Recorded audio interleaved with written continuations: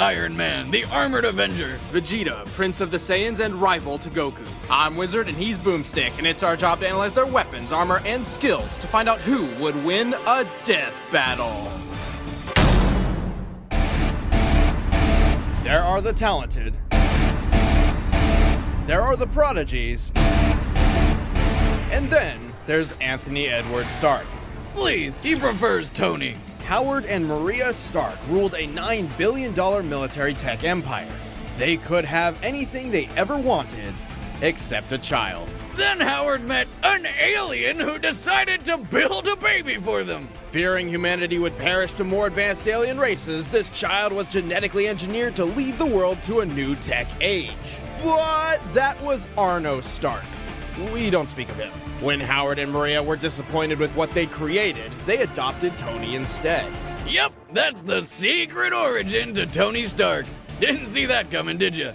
Despite not being the alien-engineered child of prodigy, Tony's gifted intelligence and world-changing destiny were obvious at an early age. He graduated from MIT with top honors and a physics and engineering double major when he was just 19 years old. But since this is a superhero origin, it wasn't long before tragedy struck.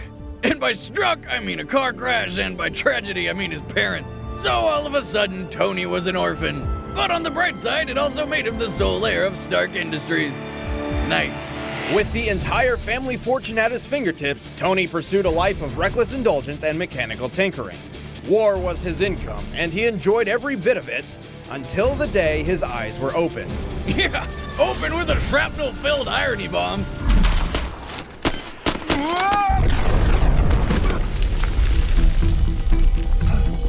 Held captive by terrorists in Afghanistan, Tony learned the bomb left shrapnel in his heart, which would kill him in a week. The terrorists gave Tony an ultimatum: construct weapons for them and receive treatment, or be left to die. But being Tony Stark, he chose door number 3. He built a space-age pacemaker to save his own life, and then built a mech suit around it and murdered his way to freedom. This taught Stark one of life's most important lessons. Heroes aren't born, they're built.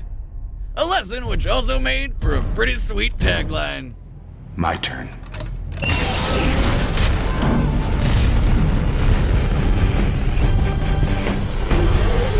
But Tony's heart was changed in more ways than one that day. Upon returning to America, he nullified all weapons development at Stark Industries and dedicated his life to saving the world, in his own way. Yeah, we're not talking like just donating to charity and being kind to your neighbor. Tony became a one-man army of justice and began creating a new and improved armored suit that the public would eventually dub Iron Man. The Iron Man suits are numerous, but they typically come with a common base set of tools. Generally composed of a gold titanium alloy, his standard suits have the strength to lift up to 100 tons, fly at supersonic speeds, and come with an onboard intelligence system called Jarvis, which controls his weaponry and can summon other suits at his beck and call. And for good measure, these babies come loaded head to toe with weaponry. I'm talking shoulder-mounted darts, anti-tank missiles, an EMP, and the Iron Man staple, laser beams.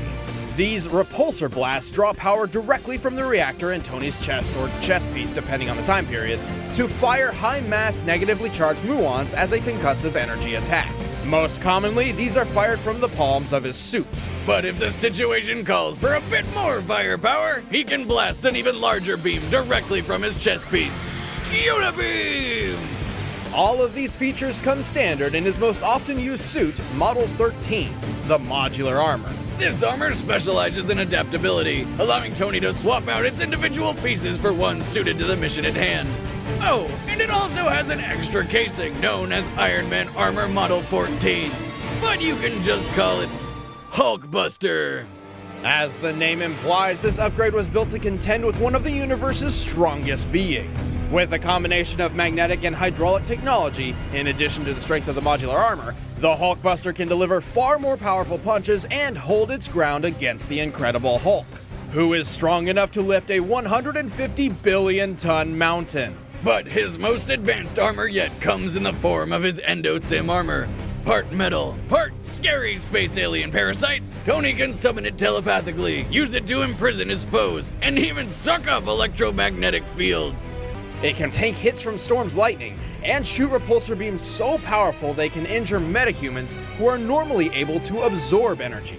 Although Tony is a mere man who finds himself fighting with and against unimaginably powerful beings, he has proven time and time again that technology can compete with the world's greatest superheroes. He can survive blows from Thor's hammer, hold his own against Captain America, and move faster than an extremist enhanced superhuman's eye can track. Not to mention his suit can actually learn and predict its opponent's next move and withstand the fury of several nuclear bombs. Tony frequently pushes his suit and his body to their absolute limits and past them.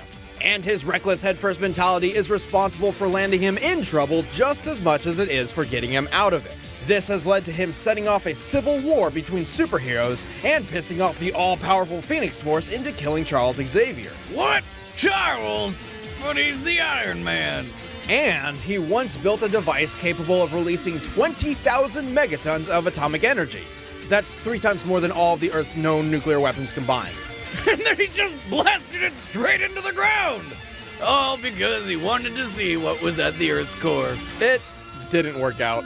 But Tony's most diabolical nemesis isn't the Mandarin or even Ultron. It's his lifelong battle with alcoholism.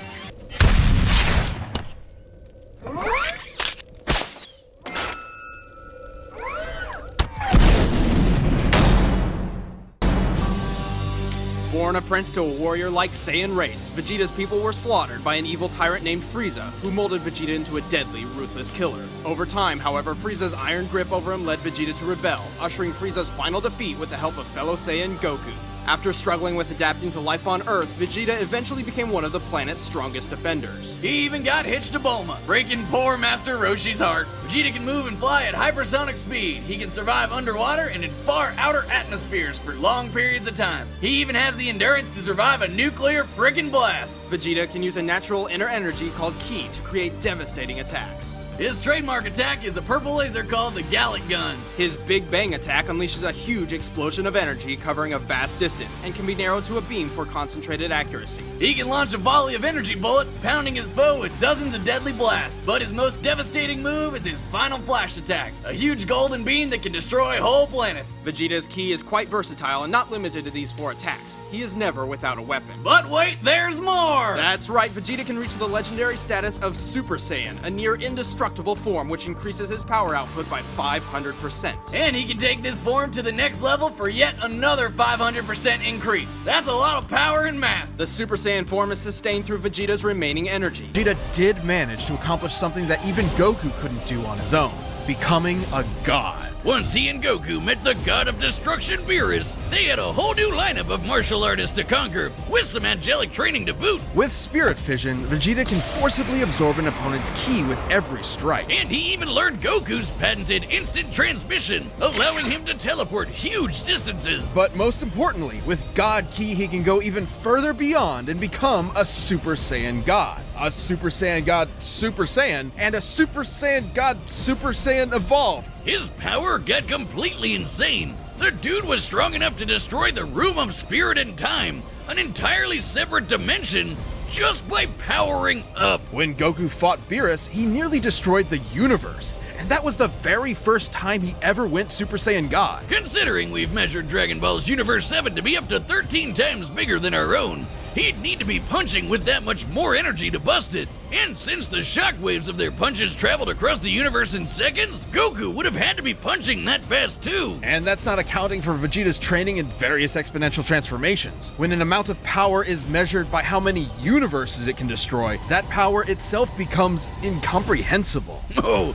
we're not done. Vegeta can tap into the same monstrous energy Beerus has, destruction energy. And when he does, he can perform Hakai and erase your ass from existence entirely. It erases you physically, spiritually, and even temporally, as in it wipes you from time itself. Such is the might of a god of destruction. For when Vegeta wants to go one step beyond, he seizes that very power. He becomes a warrior fueled only by lust for battle. He becomes Ultra Ego. As the offensive counterpart to Goku's Ultra Instinct, Ultra Ego Vegeta is a veritable juggernaut. able to absorb any hits that come his way and return them even stronger. It's wild this guy has a Napoleon complex. He's one of the biggest badasses ever to exist. Vegeta is cocky, arrogant, and proud. He seeks to be the best and is willing to fight the best to do so, even allowing his opponents to reach power levels much greater than his own. Well, this has led to him dying twice so far. He's still around somehow, kicking ass and being a dick. I am a Super Saiyan! And you can burn in hell! Alright, the combatants are set. Let's end this debate once and for all. It's time for a death battle!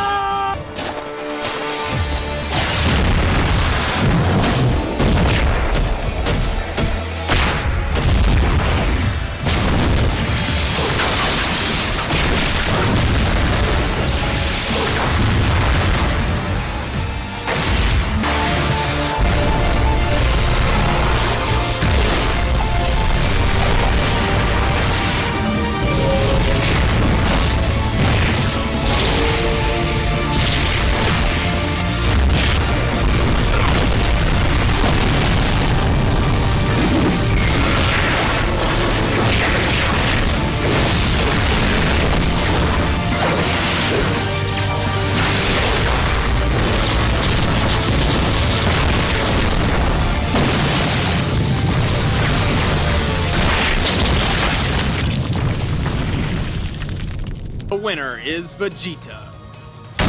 Next time on Death Battle.